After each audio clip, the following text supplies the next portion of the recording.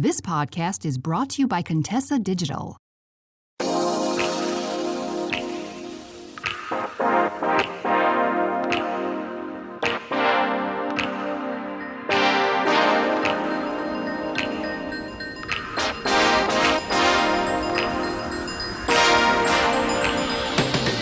If you love watching relationship and love reality TV shows. So I'm talking about 90 Day Fiance, Love is Blind, Married at First Sight, those type of shows. My husband and I love those shows. And the more that I talk about them, the more I realize that we are not alone. And I think there's just this certain obsession with being able to watch the beginning of someone's journey, having that will they or won't they thing, and then also being able to like predict how things are going to turn out and being able to see it. So, if this is your first time watching or listening to me, my name is Kisha Rice. Welcome to Confidently Cherished. I am a dating coach for passionate, ambitious women of faith who are learning how to heal their unhealthy relationship patterns and to create new patterns and great, satisfying relationships. And this podcast is all about how to do that, how to go through that process from healing yourself to getting out there, meeting, dating, to finding that right person and maintaining a healthy relationship. And in this theme of, being able to follow that journey and seeing what it's like to go from dating, especially, in a big city where there's a larger pool, but also some larger pitfalls, to finally being able to meet the one and have that, lifetime romance. I wanted to introduce someone to you. Her name is Kisha Peart. She is on TikTok at Your Dating Tip Bestie. And Kisha's account started with her journey being single in New York City to, dating, to meeting someone, and now she's engaged, and you can follow her as she plans her wedding. And yes, I know it's a little confusing that we have two Kishas in this episode, me and her. But I hope you enjoy this episode. And quick caveat, I recorded this on a busy day, so it is recorded in the car. The audio is a little bit different. And my hair is also a little bit messy because the wind was disrespectful that day. But great episode. Love talking to Kisha, and I know that you are going to love this episode. So without further ado, here's Kisha Peart. Kisha, tell us a little bit about your journey. I currently live in New York City. I grew up in Florida though, but I live in New York City and I am now engaged, but I was in the dating scene for a very long time. So I was single for about 9 years before I met my fiance. And when I tell you it is rough out in the dating world, it is so rough, especially if you live in a major city like New York City. There's so many single people. And I did it all. I've done dating apps. I did speed dating. I was like, I want to meet my person. And at some points, I got a little desperate, but then I realized like, yeah, we need to take it back and we need to change some things. So after spending many years in the dating scene and, taking time to work on myself, and I went to therapy and I really started to focus on me and finding joy.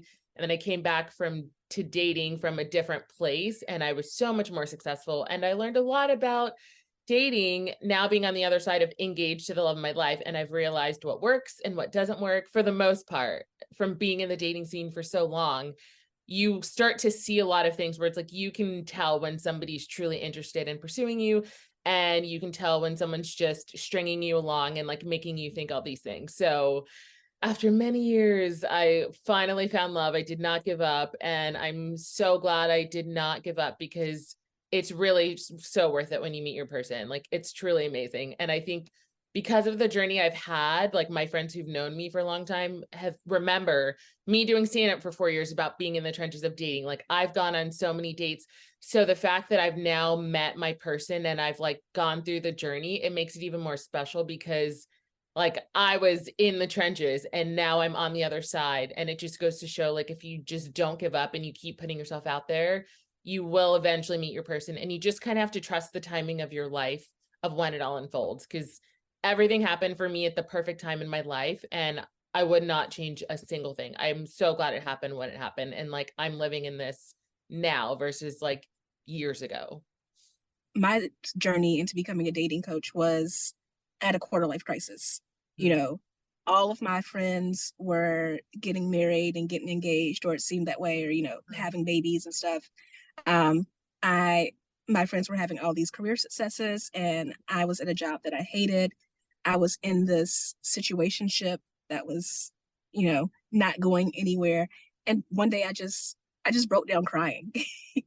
And I just remember telling God, like, I don't even know what I want in life right now, but this is not it. Just Right. not this. Right. I think that so often we overlook that whole idea of sometimes we're not motivated to really do the things that we need to do to grow and heal Mhm. until we have that rock bottom moment. Right. And that there's just a lot of blessing in that we just overlook. I think that's really hard for people because they get on social media Mhm. and they see people's highlight reels, Yep, and they right? don't see all the other stuff. It's like people always say like social media is not a real place because nobody wants to post the bad, they only want to post the good. So we look and we're like, "Oh, they have this perfect everything." When behind closed doors, we're not seeing all the other stuff or the things it took to get them there. We're just seeing like the result of all of the hard work or all of the trials that someone has gone through to, get to where they are. But yeah, it's no one wants to show the bad because what fun is that to see the bad? But it's so important because nobody in life is perfect. Like we all have things we have to go through. So being able to see both sides, I think is so important. And it goes to show like we're all just regular people. It's not, this is how we need to remember things because it's so easy to get caught up in, oh my God, I want the life that this person has. They look like they're so perfect. It's like they're not. They're human beings like me and you. We just happen to be seeing the best parts of their life, but not every day is the best part of your life. Dating is the one place where that's true and it's not true. Mhm. Because on one hand, we see the girlies who are out there getting spoiled and like having Mhm. trips to Paris and all that. And then we're also seeing so much terrible relationship Mhm. content. Mhm. That's how I found you, because you Yeah. stitched a video talking about why are there no positive dating coaches out there? Yeah. And I try very hard to be a balance of both positive and accountability. Mhm. Because we can spend hours and hours talking about men are trash, Right. but if you continue to date men who are trash, Mhm. there's a common denominator there, right? Right. Exactly. And I feel like, I started my TikTok journey in 2020, when the world was crazy. And when I initially started TikTok, I kind of was just posting random stuff. Like I didn't really know what I was talking about. And I, was dating during COVID, and dating during COVID is a whole different thing. But when I like got back into dating during COVID, I wanted to use it as like, okay, let me use this as my video diary to myself and kind of see like what happens, maybe other people can relate. And like that's kind of where I started talking about dating. And then it became like this video journal of like, I'm on a journey to find love, and like, come watch me. Will it happen? I don't know. Like, let's see together. And then it kind of evolved into this really cool thing. And I feel like we see so much men are trash. There's no good men out there.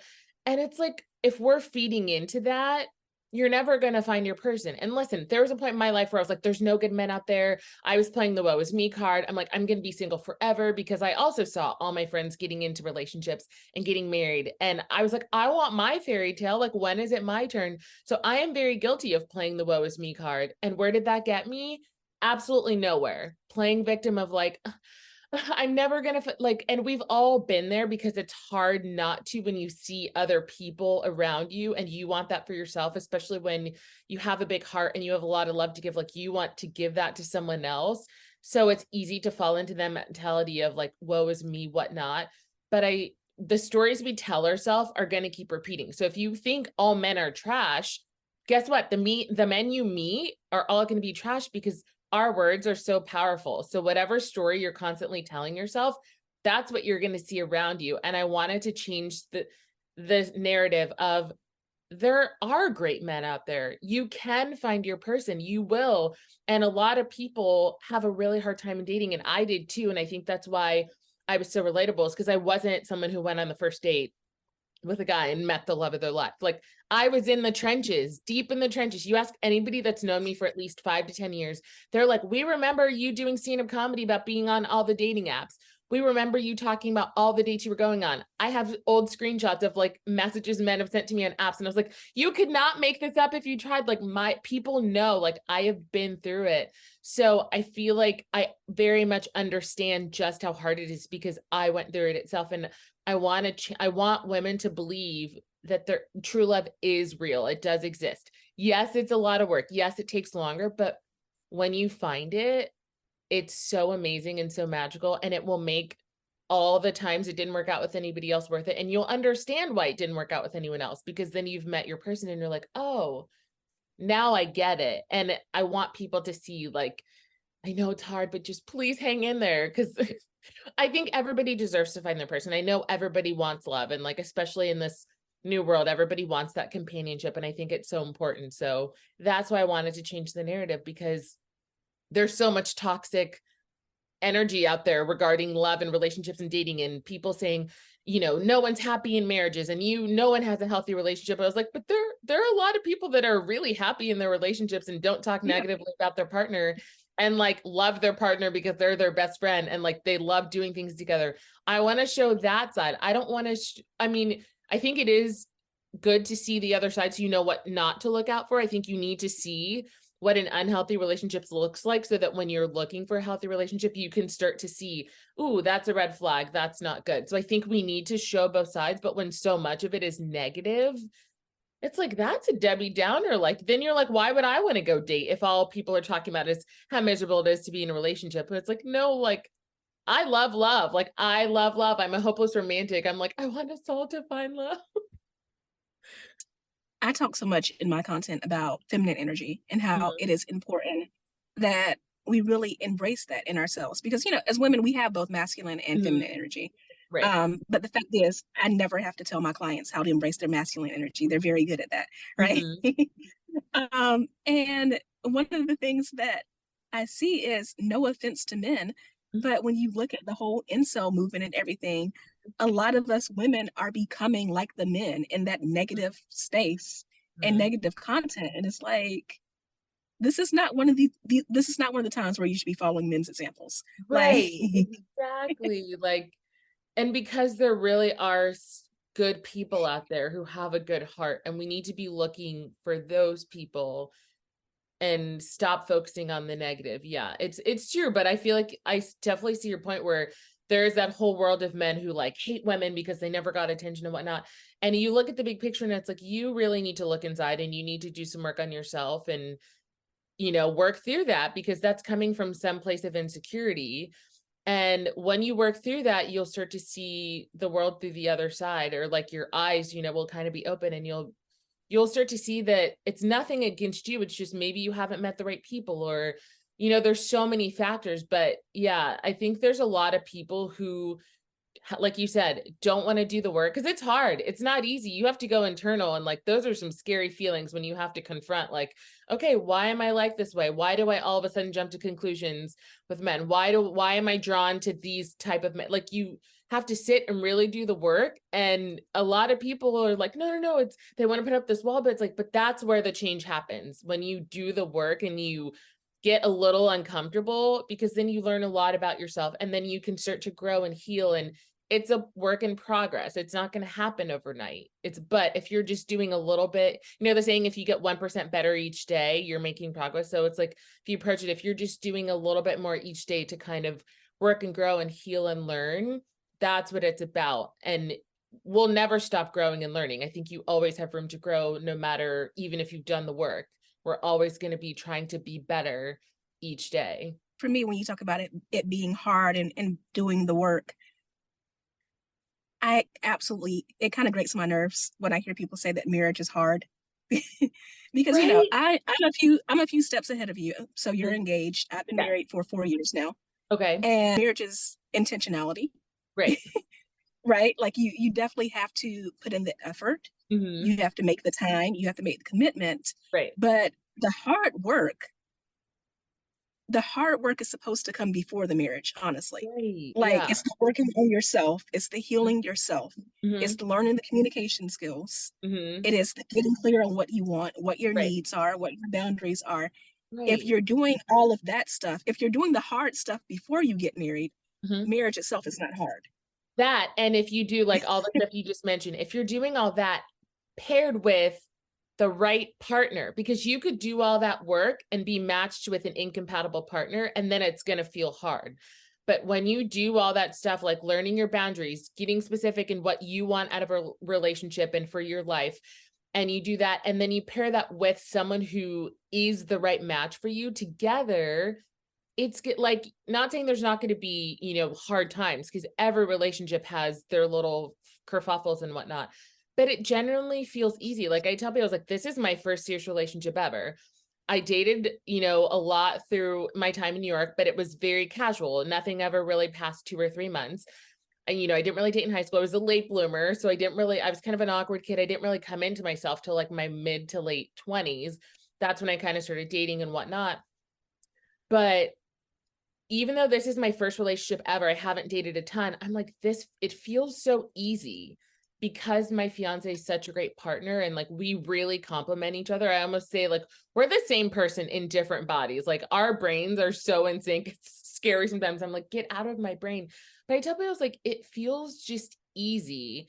And not to say we haven't had our, you know, road bumps, but because we've both done the work, when we hit those road bumps, we have very good communication. Like we have very open communication. That's something we established when we first started dating. It makes navigating those road bumps so much easier. So it doesn't feel hard. It just feels like, okay, we're in a little bit of a road bump today. How do we just get over the road bump? But I say it doesn't feel hard. Struggle love should not be a thing. Like, and I feel like, I think I've seen some of your stuff on struggle love. Like we were taught when we were younger, you know, well, your father and I were together and we, you know, powered through this. It's like, but that's not We what it's hated supposed each other, but we sucked it up. That's not love. That's not true love. Like that's not mean love. Like you stayed together for the sake of, because you didn't want to break your family apart when you don't actually like each other. That's not healthy. Like, and I think so many people are used to seeing struggle love that they're like, you should have to fight for your relationship. And if you're not fighting, it's not real. I'm like, you shouldn't have to fight for your relationship. There's a difference between like, when I say like, I mean, literally fighting, like you're arguing, whatnot. And when a healthy relationship, when I say fighting for your relationship, it's we're choosing to go through this together and moving through those hard spots, versus struggle love is you're actually fighting, you're having arguments, you're screaming at each other, you're calling each other names. I'm like, do you guys like each other? Like what, you know? But I think so Or many when people, you're constantly talking to other people and it's he's great, but yes. Mm-hmm. I love him, but when you Mm-hmm. constantly have to say but all the time, there's a problem. Yeah. And I think there's, you know, obviously, you know, like there's going to be times in your relationship where your partner's going to annoy the crap out of you. You know, that's just a given. It's not going to be sunshine and rainbows every day.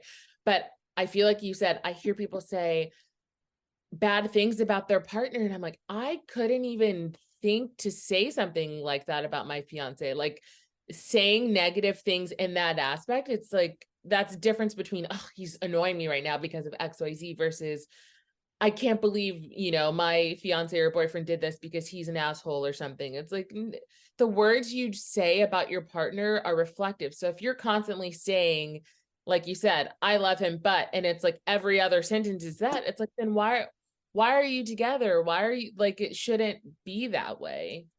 I kind of teased this in the intro. Well, saying there's some things that you and I disagree on. Okay. Because there was a video of yours where, and I'm going to defend my position. Yes. And that's what it's about. Like everyone's entitled to their own opinion, but I love a good, you know, I love a good conversation around things. A video where you're talking about like coffee dates. Mm-hmm. And first of all, let me just say, I absolutely hate this debate online because on one hand, I completely agree. I am not a fan of the coffee date or the drink date. Okay. On the other hand, I disagree with why most women are saying this online who are saying that, because these are the women who are like, if a man doesn't spend $1,000 on the first date, then like he's trash. Right. So for me, I think, especially since the pandemic, technology has become so great. Like I'm personally a fan of online meeting, not online dating. Meet people on the app, get off as quickly as possible. You know, I think you don't need coffee dates because I think you can do Zoom, Google Meets, FaceTime. I think you can have that video date first So I and talk a accomplish lot what you would about accomplish in video a coffee dates. date. Yeah. So I am also, I love video dates. I've talked about this a few times on my profile that when I was dating, I said the best way to ask me out was a video date or a phone date. Like that's how I wanted our first date to be, was one of those. Because like you said, you don't have to like leave your house and waste your time in case it doesn't Right. work out. But like you said, everyone has access to phone technology. It's just easier to meet people that way. But I know a lot of people are not a fan of virtual dates. So I like the coffee date or the drink date as a first date in lieu of those people who are just like, I hate video dating. It feels weird. I feel like there's ways to do video dating where it doesn't feel weird. Like when I was dating, I did a date where it's like we did show and tell, and we brought 3 items from, I can't remember if we had picked activities or whatnot. And on our date, we sat and we had a drink and we did a show and tell, and it made it really fun. I think there's so many great ways to make video dates fun. So, but I understand your point. I understand why you personally don't like coffee dates or drink dates. I think the reason why I think those are great for first dates is because the whole purpose of a first date is to see if you even connect. Do we even like each other's company? Figuring the basics out. And I think it should be more of a low key date. You should not be spending 3-4 hours on a first date, in my opinion. I know people will disagree with me, which is fine. But in the event you meet up on a drink date and you're just not really vibing, a coffee date is short that if you need to get in and get out, it's an easier way to say, this was lovely meeting you, but I just feel like we're not connecting. Versus if you go on a first date, let's say to this really extravagant dinner place and it's 3 courses and you sit down and in the first 5 minutes, you immediately know this is not it, you're stuck. And I've definitely been on dates where I've done dinner dates as first dates back in the day. And I don't really like them because I've realized I went on a date where I knew immediately in the first 5 minutes, this wasn't vibing.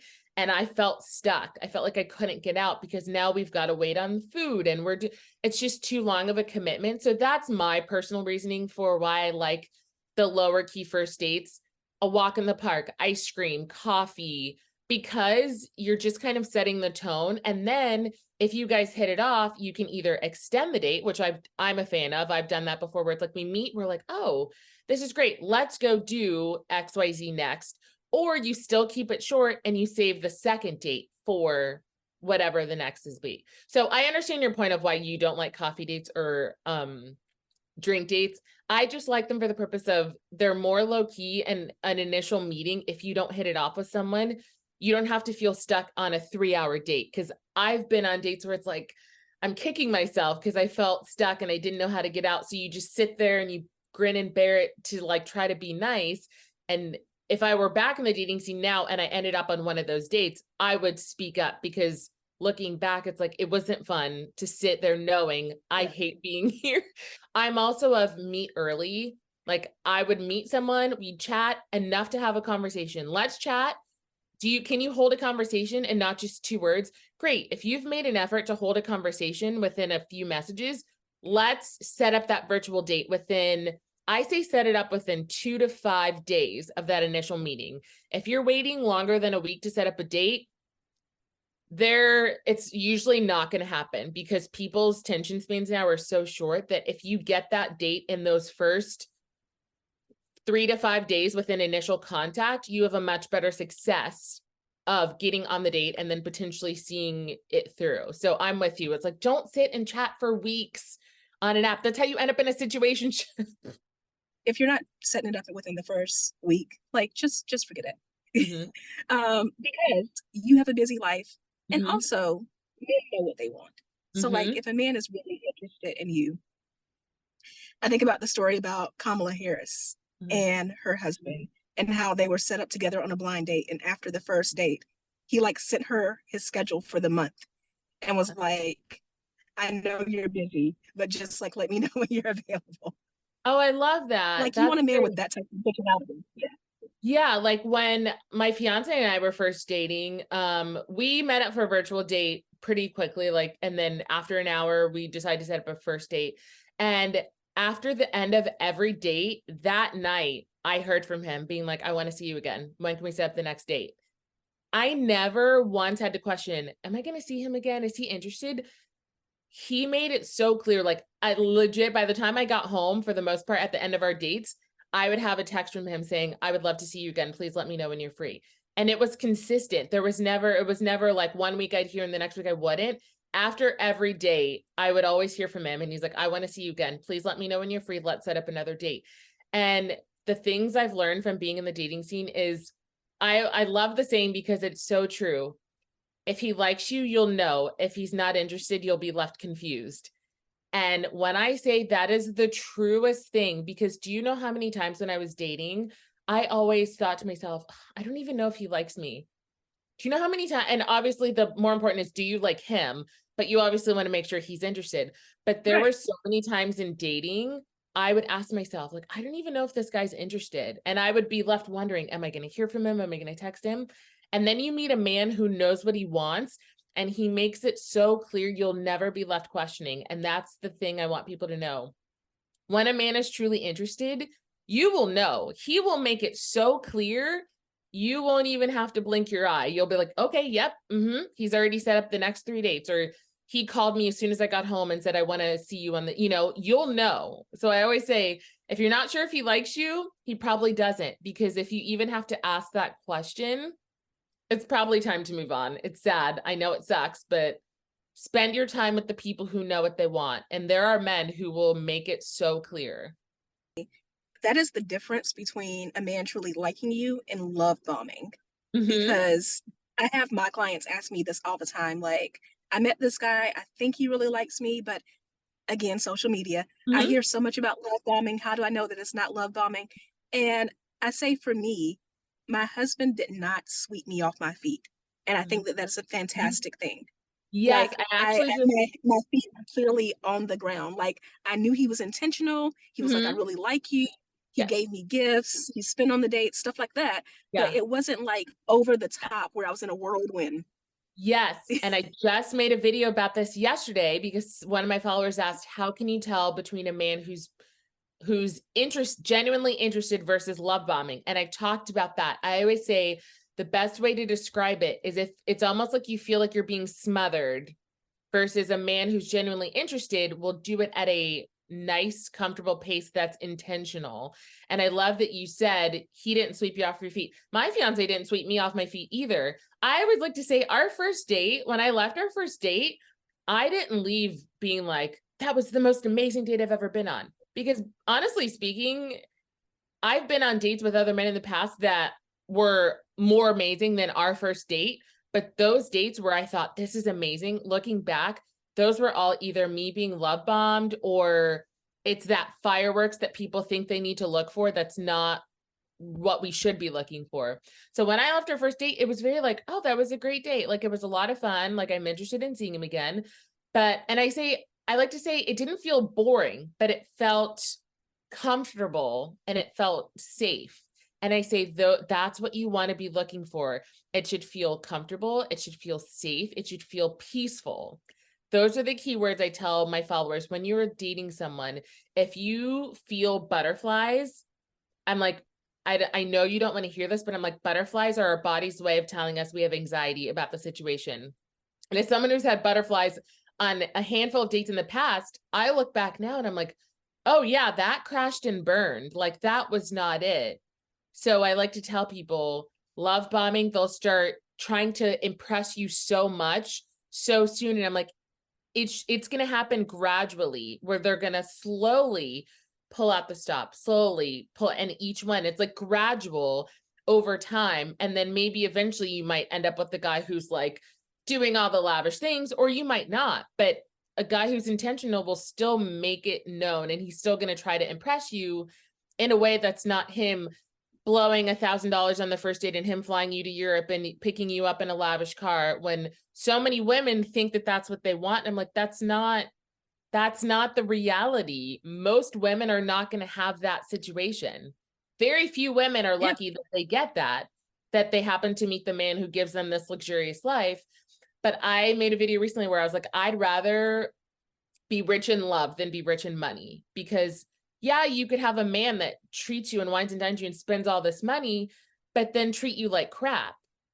But then you can have a man that like is really working hard and he's doing what he can and he shows you so much love and he's making a conscious effort, and you're going to feel so loved and respected by that man. And that's the man you want to choose, because you're going to see his character and he's going to show you that if he did have $1 million, he would give it all to you, but he doesn't have it now, but he's treating you in his way like he has $1 million, but it might not be. It might be $10,000, you know, that. So I always say, like, be wary of the people who are showing these lavish lifestyles, because, and they're, you know, listen, it's sometimes you watch it and you're like, dang, that would be nice. But you look at the big picture, it's like, that's not real. The average woman is not going to end up in that romantic life with a man. It's just not. I hate, like, as much as we want to see that, the average woman is not going to end up with that. Men flying them overseas and men taking them on these extravagant dates and sending them a dozen roses every week. That's not the reality. And I think we need to take a step back and see what is the reality for the average woman dating. And it's the man with a good character, the man who's loyal, the man who makes you feel like you're the most amazing woman out there and you could feel it. Like, I don't even have, I could be in the same room with my fiance and not look at him. I know that man loves me so much. Like, it's just the way he treats me, the way he is. Like, he'll just be looking at me and I'm like, what are you looking at? He's like, can I look at you? And he's got these, like, I always say he's like a golden retriever. He's got these puppy dog eyes. It's like, you want to look at the character. Two things. One, I always tell my clients, please consider that maybe those butterflies are actually roaches. Ooh, I like that. I haven't heard that. That's a good way. And two, you know, this is why I think it is so important for us to be on social media talking about realistic dating and relationships, because there is that side where women see all of this lavish spending and all that. And like, I will say, I believe in provider men. Like, my husband does provide. He pays the majority of our bills. But he's not a millionaire, you know. Right. But also the other side too, you know, I have coached so many women who have never even received the bare minimum. Like, they've never had a man take them out on a date. Or You know, buy them they've always made it flowers. the guy's place. Right. So when a man who is trash takes them on a date and buys them flowers, they think they're in love because they've Yep. never even had that before. And Yeah. it's so important for us to like really be open about what bare minimum treatment is. What, you know, I tell my clients the story of when I was in college. The college that I went to, there was a McDonald's not far off campus. And I was dating this guy, and it really was not a big deal. We just happened to be walking. Right. We kept walking until we reached the McDonald's. We ended up eating there. Okay. And I mentioned that to my dad. So I'm from Greenville, South Carolina. I went to the University of South Carolina, 2 hours away. So I went home that weekend, mentioned that to my dad. He takes me out to dinner to a nice restaurant. We're eating, and he's like, "You're enjoying yourself? You having a good time?" And I was like, "Yeah, Dad, I'm having a good time." And he was like, "Good. The next time a guy tries to take you to McDonald's, tell him no. I'd rather be home with my dad, going to someplace nice." That's fun. That's funny. And I say that because, like, you know, I thank God that I had a father who was like, yes, you deserve someone who opens doors for you and who does certain things. So it's important for us to be out here talking about what bare minimum treatment is, but also making it clear that no, not everybody is getting flued out to like Europe every week. Yeah, exactly. And I think, like, I totally agree with you in the fact that there are women who've never, I've seen so many videos of women who've like, I've never received flowers from men ever. And it makes me so sad, because I feel like when a guy likes you, that's something that should just be willing to do no matter what. But there's women who've been in relationships with men and they're like begging, they have to beg for flowers or a card or something. And it's like, why are you, you know, I'm thinking from the guy's perspective, why are you with a woman that you don't even want to do nice gestures for? I'm like, men are inherently romantic creatures when they meet the person they want to be. You hear it all the time. You'll see these men, they'll say, Yeah. when you meet the woman you want to be with, why wouldn't you want to buy her flowers? Why wouldn't you want to wine and dine her? Why wouldn't you want to do this? And then you meet these men that are like, she's asking too much. Then why are you dating her? And the saying, if I'm asking too much, go find less.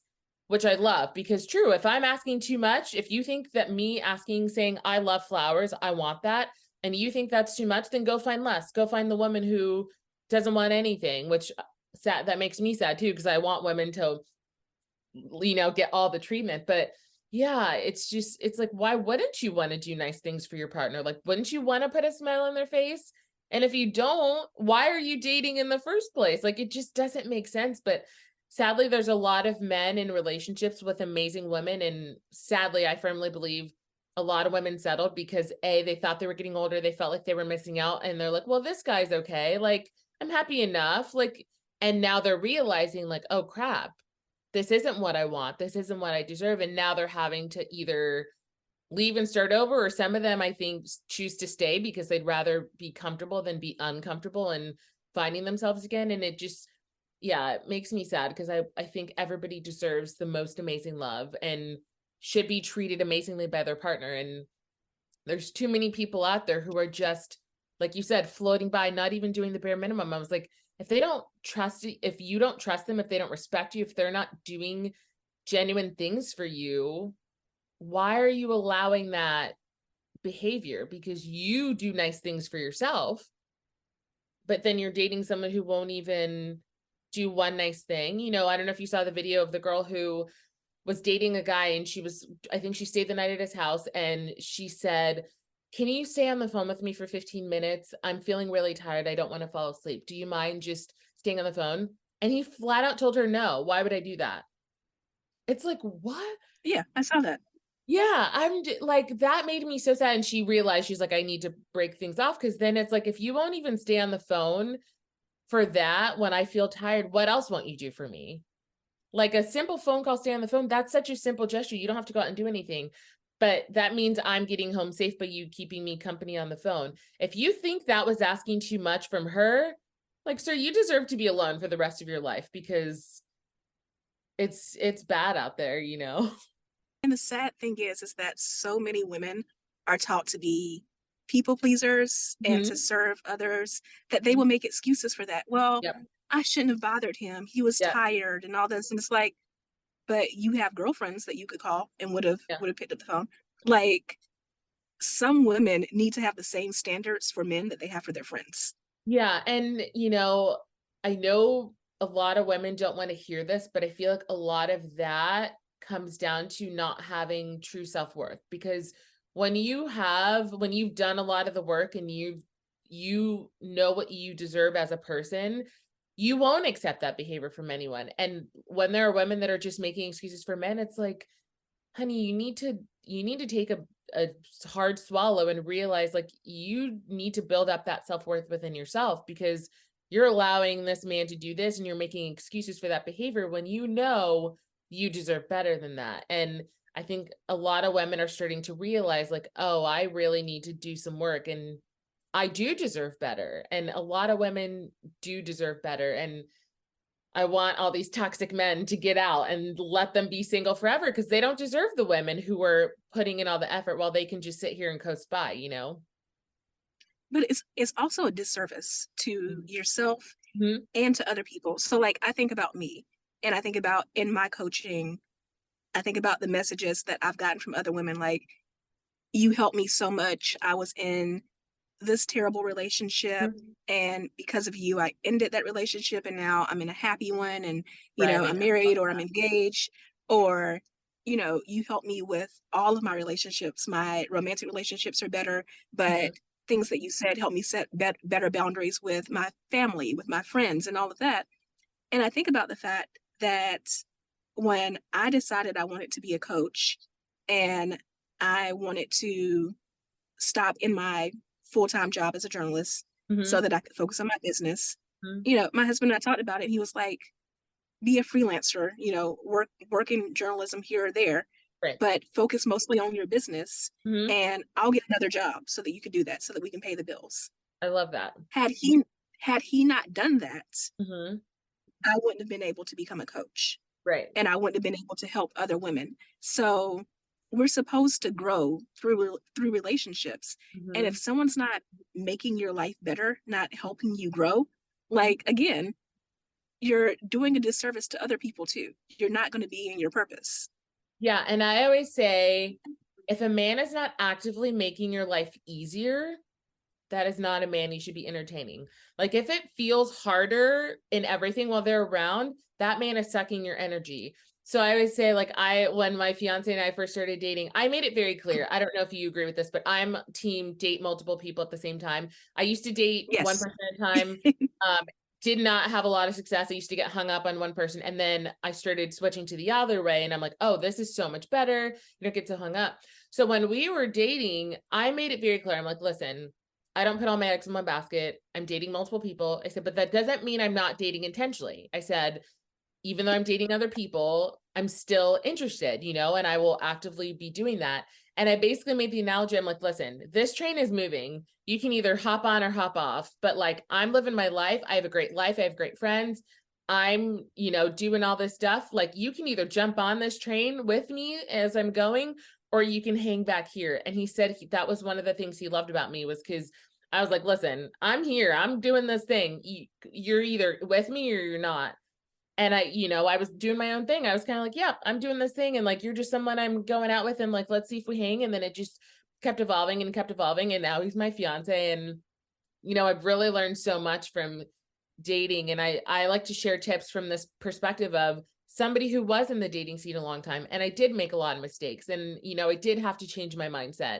And it does all matter collectively, because it's like, I did it one way and didn't really have a lot of success. And then I was like, let's try some other things, and revamping and changing my mindset and really finding joy in my life and doing things like that made all the difference. Because then when I was meeting people, I was having fun in dating. I'm like, dating should be fun. I know it's exhausting, but if you're doing it the right way, dating is supposed to be fun. You're meeting new people, you're getting wined and dined, even if you're not getting wine and dine, you're trying hopefully cool things. Maybe you're going to a concert you never heard of, and you're living your life. You should be keeping your social life. You're hanging out with your friends. You're doing your job, whatever it is. And then you're just, weaving people into your life as it fits for you, and then have fun. And I think if you keep that element of like, I'm having fun while getting to know this person, and you see, like, are they someone that can hang with me in my life? Or are they someone that's like, oh, we're not just really connecting? And then you, little by little, maneuver and see what's working and what's not. And then eventually you'll meet the person that's like, yeah, we like each other. Let's do this and let's see if it works. And then it does work. And you're like, okay, oh, we're in it for life. Great. Okay, let's join this party together. So yeah, it's been very fun to be able to do that for other women. And like, I've had women stop me on the train. They're like, I follow you on TikTok. Your videos really helped me so much. I went into an audition earlier this year. I immediately walked in. She goes, I follow you on TikTok. I watch your videos. Like, you really helped me dating in New York City. And I think when you are in a big city, it's harder because it feels overwhelming and there's so many more people. But the fact that I'm getting messages of people saying, you keep me inspired to not give up on love. That is the whole reason I do this TikTok. Like, this isn't my job. I legit TikTok for fun. I monetize my TikTok now just to see what happens, but I'm doing this because I genuinely want to help people and want people to stay inspired, because I know I felt discouraged for a long time, and I wish I would have had someone like me when I was, early in my dating, to stay inspired. So I want to be that for other people, because so many people, especially in their 30s, I found love at 35. I just turned 38. Most people now aren't finding love in their 20s. They're not lucky enough to find their person in college. They're like into their 30s or even 40s trying to find love. And I think that's what makes me relatable, is because I didn't find it when I was 20, or I didn't find it when I was 25. I found it at 35, and I was in the dating scene for 9 years. So it wasn't like, oh, I went on one date, like I mentioned before. It's like, so many people want that. And I want to be that inspiration for people, that if they're feeling a little bit, down in the dumps, they can see one of my videos and say, you know what? I might need to take a break right now, but when I come back, I'm going to remember this for when I go back in the dating scene. And like, that's what I want people to remember. So first of all, to hell with finding love in your early 20s. Like, Yes. Oh, don't yes. get me wrong. I have friends who went to college for their MRS. Mhm. They got it. They are still happily married. But I will say, in my case, my husband and I met, I was late 20s. I was closing in on 30. Mhm. And, in my case, I made the most out of my single season. You know what I mean? Mhm. Like, I did so much to build up my career. I Mhm. won all these awards. I traveled the world. And I really think we have to change this narrative of, We oh, like, do. finding love, if you find love in your 20s, it's great. But if Yes. you don't, like, your single season has so much potential to Mhm. offer you all these amazing things out of life that Yes. you should be enjoying and taking advantage of. Absolutely. And I was talking to someone about this the other day where it's like, I look back and part of me was like, oh, I wish it didn't take me so long to find my person. But I look back and I'm like, I traveled solo. I did so many great things when I was single. Also, I firmly believe now your 20s are all for effing it all up. Make some mistakes, date the bad Yes. boys, date all the people that are not right for you long term, but you just want to have some fun. Make the mistakes, figure out what you like, figure out what you don't like. Use your 20s for getting all of that out. And then I like to say, once you hit that like 27, 28, then you can start to think about, okay, let's start thinking more long term. But like college age to like 26, do all the things, travel, work on your career, mess it all up, fail miserably. Because I feel like finding love in your 30s and 40s, you are so much clearer on what you want. You're more likely to not settle because you've realized a lot of people settled and you don't want that. And you get really clear on what your life is most likely going to look like, or have an idea and how you want a person to fit into that life for you. In your 20s, you're still figuring out who you are. A lot of us didn't find ourselves till we were like mid to late 20s. So I couldn't imagine finding someone at 21, not really knowing who I was. Like, I'm a much different person now than I was even a year ago, even 2 years ago. So meeting someone at 21 and growing and changing before you've kind of come into your own, I think makes all the difference. So I'm a firm believer now. I'm like, wait till your late 20s to early 30s to even think about settling down and getting married. And if you don't want to get married, that's great. Some people just want a long-term partner. Still, don't even think about that till your late 20s or late 30s, because you've got to live life. You've experienced stuff. You've learned a lot about yourself. And then you're not bringing in, hopefully, all of that unhealed trauma and baggage from your early years, because you will have worked on yourself at least somewhat and you're continuing to work. But you're not going to bring all that stuff into this new relationship. So I'm like, forget finding love at 24. I'm like, wait till your 30s. 30s, I think, is a prime time to finding love, because yeah, you're just more clear about what you want and you're not wasting your time on these boys, as they say, because boys are just fluffing around, whereas men know what they want. I mean, you're still going to meet boys at 35, which I'm like, how are you 35 and you don't know what you want? Like I see videos of women Yeah. saying, I'm on an app and I see a man that says, I'm 35, don't know what I want. And for me, I'm like, what have you been doing all these years? But anyways, yes, I'm with you. Mess it all up in your 20s, have fun, be single, travel if that's what you want to do, take classes, do the weird thing. And then once you've got that life experience, you can bring that into your relationship. And yeah, I'm with you. I'm team 30s, 40s and up for finding love, because I think it's so much better.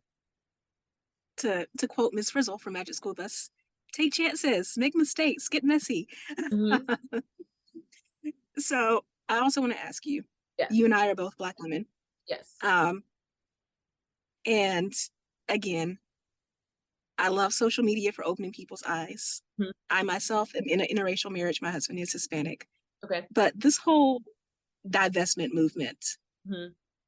a lot of it is framed as like the key to happy relationships is to, well, in my case, go get a Hispanic man, but go get a white boy. Like, Yeah. just, and it's like, I definitely think that Black women need to be more open. They need They to expand their numbers. But Yeah. it's not necessarily the right answer to just go Right. get someone who's not Black. Right. I think you need to do your due diligence, because there are amazing Black men out there that want to be the providers and who have worked on themselves and who are not bringing in all of that trauma. But sadly, there's a lot of Black men that don't believe in therapy. They think it's stupid. They don't want to work on themselves. And they're just bringing in this. Those are the Black men you need to stay away from, because they're only going to bring you more harm than good. So Not saying to just go out and look for an interracial relationship. There are great Black men out there, and you just have to seek those out who have done the work.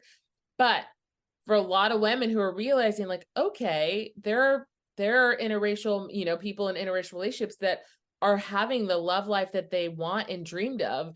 And I like to say, like, don't count it out, date all kinds of races, date, I've dated a Black man, I've dated white men. Obviously I'm engaged to a white man right now, my white kings, they say, I've gone out with Indian men, I've gone out with Spanish men, like, I kind of dated a bunch, or gone out on dates, not necessarily in relationships, but I like to say, go where you're treated amazingly. And if that's a Black man, great. If that's a white man, great. If that's a Hispanic man, that's an Indian man, whatever that is, but go where you are truly loved and respected instead of thinking you have to date a certain one. I like to say love is love. It shouldn't matter the color of the person's skin. Now, if you are dating interracially, you have to understand, especially like me as a Black woman dating a white man, I do have to understand, like, you just have to make sure you're having the right conversations. Because like, especially Black women dating white men, there are white men out there, because you see it all the time, that's like, I've never dated a Black woman before, and I want you to be the first one. Stay away from those. They've got some fetish. Yeah, because there are men out there on apps. I would get messages that's like, I've never dated a Black woman. You'll be the first. And I'm like, get out of here with that. And they want you to be their experiments. Their experiment. And not to say, and there may be men outside of our race who've never dated a Black woman, but they won't phrase it as that. Though that'll never even be like I've always wanted, to say I've always wanted to. They'll maybe make it clear that they haven't, but it's gonna be in a way where it doesn't feel like it's a fetish or they're putting you on a pedestal. It's from a place of, I just want you to know I've never been in an interracial relationship. Let's navigate this together. And that's where you have, as long as you have that understanding. But yeah, I say go where you're loved. It shouldn't matter the color of the person's skin, but you just need to be having those conversations. So if you are in an interracial relationship, you are having those talks. You need to make sure, that the person's not racist and, and they understand your culture. If you just need to make sure you're having the right conversations if you're choosing to interracially date. But I'm team date outside of your race if that's what you want to do. I'm team if you want to date inside of your race, like go where you want to go. But when Black women, I think, definitely need to be open, because there are statistics now that show the happiest couples and the lowest divorce rates are Black women and white men. And there's a lot of statistics that show that, and happier couples. Like you see, and I'm telling you, there's some white men out there that will love you like you've never been loved in your whole life. And like, that's why I say go where you're loved. Because at the end of the day, it's going to be you two. And then if you choose to have a family, obviously that'll come later, but it's going to be the two of you together. So you just have to be careful with who you're picking as your partner, because you want to make sure it's somebody that's going to bring you up, someone who looks at you as a teammate, as a partnership, and not I'm in competition with you. Because sadly, there are men who, say the woman is making more money in the relationship. He's going to look at that as like, oh, well, why is she making more money than me? Like, it's a competition. It's like, no, who cares? You just want to make sure you're picking the partner who sees you as a partner, who sees you as a teammate, who is your cheerleader, who is your support system. Like you said, your husband supported you when you chose to go on this journey. That is so important, because if you don't have a partner who is supportive, it's not fun to be fighting with that. So yeah, really being cautious. But yeah, I think a lot of Black women need to be open to the idea and just date, explore, date and see what you find. And who knows, maybe you'll find your Prince Charming. I always tell my clients, there's trash in every race. Yes. There are kings in every race. Yes. But at the end of the day, dating is a numbers game. Like, it is. Expanding your pool is always a good decision, in my opinion. Yeah. And I always like to say, like, when I was dating multiple people, I never really juggled more than 4 at a time, because I feel like any more than 4 gets a little like hard, but I always You're say, forgetting like, details. Yeah. yeah, it's like, it just gets hard keeping track, because before I had a dating journal, my best friend got it for me when I was dating. So I kept a journal, and that would help me get really details. Before that, I think I had a whiteboard when I lived with roommates, and I would like make notes on there of like who was who.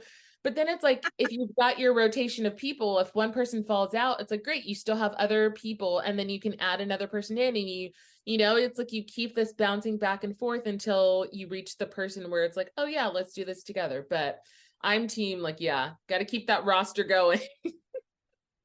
it also just boosts your self-esteem. It Like does. when you're only dating one-on-one and then rejection happens because it's inevitable. Yes. It's a hit. Whereas That's what I learned. when you're rotational dating, if someone is like, this isn't working out, you're like, oh, okay, well, I thought you were cool, but I also have these other possibilities. So And peace out. that Like, yes. And what you just said is the exact reason why I love, dating multiple people, because when I used to date one person at a time, I would get so hung up on them that I'm like, why haven't they texted me? Why haven't I heard from them? And I feel like people can sense that energy when you're like so hung up on yeah, them. And it wasn't good for my mental health because I would just think about them nonstop. And then when I started switching to multi-dating, like you said, if one person cuts things off, you're kind of like, oh, that sucks. But then you're like, oh, you know what? I still have 3 great guys I'm talking to. Let's keep going. And I just think it frees up the space for you to just enjoy dating and have fun. And then you're like, cool, I haven't heard from XYZ. Blocked, deleted, next, whatnot. But I just think I think it makes it so much more fun. And I think it's so much better for your mental health. But I always say, tell people, it's like, just make it known if you choose to date multiple people that you are dating multiple people, but you're dating intentionally. So it doesn't mean you're half-assing it with one and not the other. Like, I think a lot of people are afraid, like, how can you intentionally date multiple people? I'm like, you can. You just make it clear and you see who you're connecting with, and you just, if at some point you're not feeling it, you let the person know. But you just have to be upfront and honest, and you say, I'm not putting all my eggs in this basket, but I'm definitely interested in getting to know you and seeing where this goes. And that's all you have to say. And then let them decide what they want to do with that information. and men who can't handle it often have low self-esteem, and you really don't want to deal with them anyways. Mm-hmm. But no, Okay. Kisha, I could talk to you forever. Yeah, But this has been so much fun. Thank you so much for it having really me. has been. How can people follow you and get more of your great dating advice? On TikTok, it is Your Dating Tip Bestie. So YOUR Dating Tip Bestie. That is my TikTok. I'm on Instagram as Kisha, Kisha Peart. I post most of my acting stuff and like personal stuff on there. I'm also a baker. So if you like baking, you can find me at The Baking Actress, where I post a lot of my fun bakes. But yeah, come follow me on TikTok. You can see I'm doing some wedding content. I've taken a little break, but you can also see me on my journey to like planning a wedding. And I just TikTok about things. I love stitching people and hearing people's ideas. So I love just having an open conversation, and I hope more people can find my videos valuable. So yeah, come on over to the positive side of TikTok, because we get that negative energy out of here. Also on Instagram and on TikTok, I am at Kisha Rice, Keshia. Yes, because we both have Kishas that are spelled differently. But yeah, tag both of us and like let us know how much you enjoyed this episode. And again, Kisha, thank you so much for joining me, and I hope you have a great day. Thank you. Hey there. So you made it all the way to the end of the episode, which means I have 2 things to say. 1, thank you so much. I truly appreciate it. And 2, you like me. You really like me. So I would appreciate it if you would show that like by subscribing to this podcast so that more people can hear about it and enjoy it as much as you do. And if you want to know more about any of the links that I mentioned on this episode or any guests that I've had, be sure to go to KeshaRice.com/links. That's KeshaRice.com/links. I can't wait to talk to you again in the next episode. So see you then.